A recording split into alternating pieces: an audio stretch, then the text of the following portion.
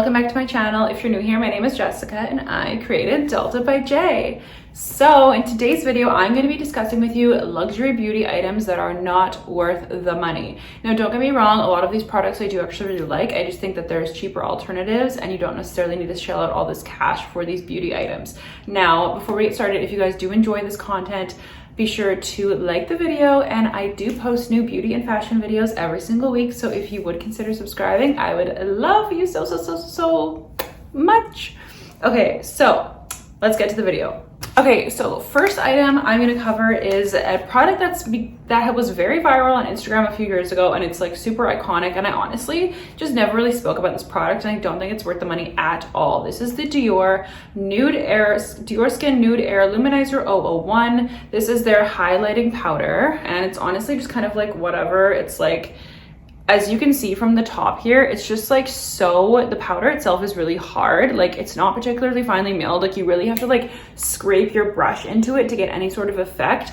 And when you're getting ready in the morning, like, you just don't have the time. Like, it's just frustrating. This thing is like $70. It does give like a nice glow to the skin, but I just don't think it's worth the money at all. There's so many other affordable alternatives. Anything from Becca is amazing. If you can get your hands on Becca before they close in September, get a Becca champagne pop. It will change your life. But honestly, I just don't think this is worth the money at all. It's pretty. It has the classic Dior, you know, kind of like pattern there. But other than that, aside from being pretty on your vanity, it's kind of useless. Next product, I actually did an entire video review on this, so if you are interested, I will link it below. This is the Tom Ford Traceless Soft Matte Foundation. So this foundation is about $110 Canadian. This foundation is really beautiful, don't get me wrong. It is a very beautiful foundation. It will make your skin look very hydrated. It says soft matte, but it's not matte at all. If anything, it's like dewy times 10. Like, I'm wearing the Dior Skin Glow foundation today. The Tom Ford can actually be glowier than that. So that's pretty crazy. I do think that this is really nice, but I think for the price point, like,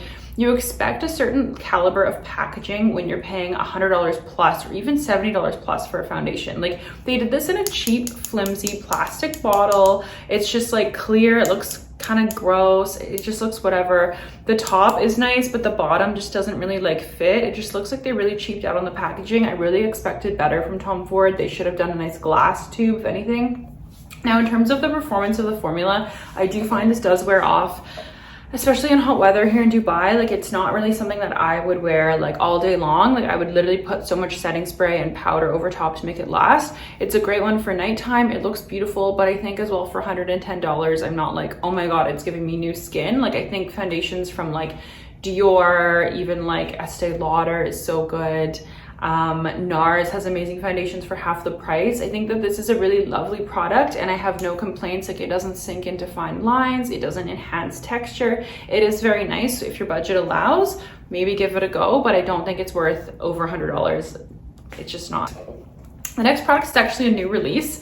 I was really excited about this because I think the whole customizable lipstick thing is really cool. So this is from the new Carolina Herrera beauty line release. So I got her liquid lipstick. It is vinyl lip liquid. I forget the shade. I think it's honey or something, or caramel, something like that, but it is so pretty. So basically how her lip range works, you buy the top. I can't take this off because it's wedged in there so tightly. You buy just the tube, and the top of the tube is black, and then you choose the cap. So they had like a beetle, I think they had like a ladybug or something, and they had like a lion head or something like that. I got the beetle because I thought it was cool. They also have a compact for the face that's powder and bronzer that has the beetle on top with like a door knocker. That's really cool. But for the price, honestly, this should be so much better. Like, I've tried so many better products than what she's charging for this makeup range. And I understand packaging is expensive, and a lot of things with makeup, you're paying for the brand and the name.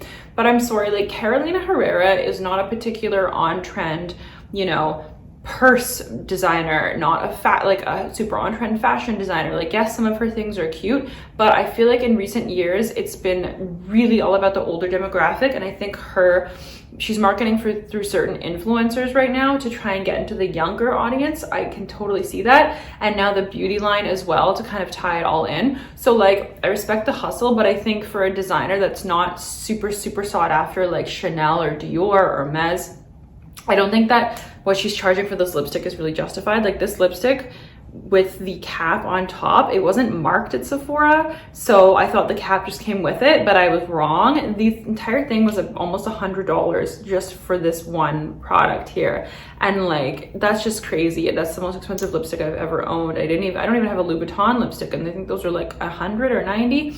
I did get this shade. It's really, really pretty. It's kind of like a beigey caramel. It is really nice. I will say though, however, because I got the vinyl formula, it's not like super long lasting. So I do find I have to reapply every like couple hours, which for the price point, that means it's just gonna run out faster. So honestly, I don't even know if I would recommend this, because like it kind of bled a little and it's such a light color. Like what's it gonna do if you get red? You know what I mean? So I think there's so many better products out there, such as like the Huda Beauty, like semi-matte kind of like liquid lipstick she has, the Nars Power Matte Lip Pigment. I'm wearing that today with a Nars Laguna gloss on top. Amazing, literally amazing, amazing, amazing product. I just don't think you need to spend this much money. It's pretty on the vanity, but you could just invest the other half. Next product is, I was really excited about these two products, and I was gonna do a separate review video on them, but I've already done a Dolce Gabbana beauty review video, so I'm just gonna throw them in here. But I'm not saying I don't like these products, okay? I'm not saying I don't like them, I just don't think that they're worth the price. So this is their Dolce Gabbana Shinissimo lip gloss. So I love the packaging, it's very pretty, but at the end of the day, it's not even really engraved. It's like a plastic wrap on the cap, you know what I mean? Like that's very cheap to do. And the shade I got is Sweet Honey.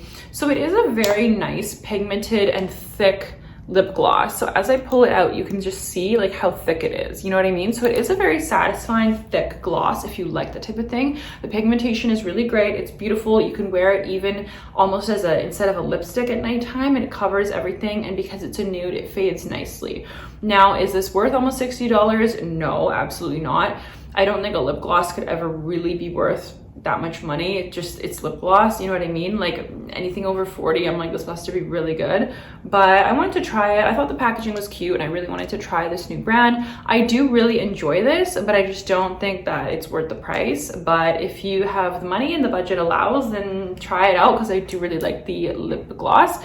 And the liquid lipstick I have as well, I'm really enjoying that too, and it actually lasts amazingly long. So for that reason, I think it's kind of worth it, and I'm still using it. Okay, the next item is, this is the Solar Glow Bronze Duo from Dolce Gabbana as well, but look at the packaging. I fell for the packaging on this one. I did not need another bronzer, hell no. But I got this duo. This is a bronzer and highlight duo. Like how stunning is this? And this is the Illuminating Powder Duo number 4 Bronze Duo, made in Italy. It is gorgeous. One thing though I will say, the Solar Glow bronzing powder that I have and I reviewed, I'll link it below in my other video, the Solar Glow bronzing powder, it's the shade Amber. Completely amazing, beautiful, flawless blend, stunning. I do find this is a tad warm on me. I should have known that from the swatch in store, but I just wanted the compact so much just to like throw in my purse and like use, because like this is really the reason I bought this. Come on, let's be honest here. But the bronzer itself is nice and it blends well, I will say. It does have a slight sheen to it. I tend to prefer a matte bronzer, but that's fine. The reason I'm saying this is not worth the money, I think this was almost like $90 Canadian, is because this highlight is so like non-existent and chalky. Like it literally barely does anything for me. Like I don't know, I just feel like for the price, like it should be like, it's literally like not really showing much. I'm just like not that impressed. Now I am someone that does like more of a dramatic highlight. I just told you the Dior Nude Air is not worth the money, and if you love that, then you might love this. I just think it could have been a little bit more pigmented, a little bit better. I find even with the swatch right now that's being generous, I really went in there. With the brush, it's like you really have to keep going over and over and over, and it's kind of frustrating. So for that reason, I don't think this is worth the money, but I do enjoy it. So if your budget allows, you want to say screw it, just get it anyways, because it is nice. This product, not necessarily super luxurious, but I do still believe that if you're going to spend over $30 on a mascara in your life, it needs to be really good, because mascara just gets tossed every couple months, right? So this is the Nars Extreme Climax mascara. Now, I originally tried the red one, the regular Climax. Love that, love the packaging, love the vibe, love the formula, lengthening, volumizing, everything. It's fabulous. So this is supposed to be like the more volumizing version, and I'll show you the brush. I just honestly find with this mascara, it's really nice. It's really chunky though, like you have to really like work it through the lashes, and it does deliver. The only thing is, this is the only mascara I've used probably in like 10 years that overtly, like openly, crazily transfers onto the lid. So I'll catch myself even an hour after wearing this mascara, and it'll be like on the crease on the lid here, and I'll look in the mirror and I'll literally have like stripes from my eyelashes touching my skin, and I'm like, why is this happening? And yes, I'm in Dubai and it's like 99,000% humidity a day, but my other mascaras are not doing that, and I'm wearing like Dior mascara, I'm wearing Physicians Formula, I'm wearing Too Faced, like I'm wearing a whole array here. And so the Nars just shouldn't be doing that, and it's really frustrating and annoying. So for that reason, I don't think it's worth the money, because like when you feel like you're looking all cute and then 2 hours later you look in the mirror and there's like smears on your eyelids and no one tells you, you don't feel so cute, right? So for that reason, I would not recommend this mascara, and that's that. Okay, the last item, oh no, there's 2 more items. One of the last items, this is the Tom Ford lipstick in Spanish pink. I love this. I think they really did nail it with the packaging on this. I think if the foundation matched anything compared to this, we'd be like, okay, but this is just terrible, this packaging. This packaging on the lipstick is super chic, super fabulous, wonderful, beautiful, fabulous. We love it. Now, this is Spanish pink and it sells out all the time. It's a beautiful peachy nude shade, albeit it is a little too light on me because I'm quite tan at the moment. So I do like to top it with like a bronze gloss to kind of like bring it up a bit, like, or bring it down, deepen it. But I have to say, okay, first of all, lipstick in this caliber of price range, $70, like that's aggressive, but I had to try it because it's such a cult favorite. Do I think it's worth the money? Absolutely not. It's a matte lipstick that's creamy, so it doesn't actually last that long. It wears off quite quickly, so I need to reapply it every couple of hours. But the one thing that really got me is the scent of this. Like, this smells like a mix of crayons, and like, do you remember those children's makeup palettes that you get at like the dollar store, and there'd be always like a green like lip gloss and a blue lip gloss and like a purple and an orange, and you had those like crappy little like brushes that like didn't really work and they were always stiff. That that's what that smelled like, and that's what this smells like. And I'm like, you guys are charging this much for a lipstick and it smells like so awful. Like, I just don't understand it. So for that reason, I don't think this is worth the money at all. If you want to have it and you're a collector, just be warned, it does not smell good. It's a beautiful shade, doesn't last that long, and the smell again is just like not hot. Okay, last item is actually a hair product I recently hauled in my Revolve beauty haul. I got this Kerastase Elixir Ultime hair oil. Hair oil. This is 100 milliliters. It has marula oil, and it was about, I want to say like $80 or so. It is a big bottle though, and hair oil tends to last me like years. The reason I got this because my ends have been pretty dry lately, but I find this oil, like, it just kind of sits on top of the hair, and I can touch my hair a few hours after and I'll feel the oil. You know what I mean? Like, it hasn't really fully absorbed, and it doesn't really make my ends look more conditioned or smoother or softer. It doesn't make them feel, you know, any better. It's kind of just like it just sits on top, honestly, and I'm not really like that impressed with this. They do have like a silver bottle that's like an extreme like end mender that I kind of wish I got instead, but I feel like I'm stuck with this now. And so what I do is I put like extra generous pumps of it in my hair before I wash it sometimes, just to like give it a little almost like mask effect, and then it washes out, because I feel like this is just like not worth it and I don't love it. I would love to know if anyone's used any other products or oils from Kerastase, because maybe it's just like not the right type for my hair. Okay guys, that was all of the products that are luxurious that I don't think are worth the money. I hope you enjoyed this video, and if you did, I would love to see you back here as a subscriber. Again, there's new beauty and fashion videos every single week, and I hope that you enjoyed this one. Give it a like if you did, comment below about any of the products or if you've had a similar experience, and I'll see you next time.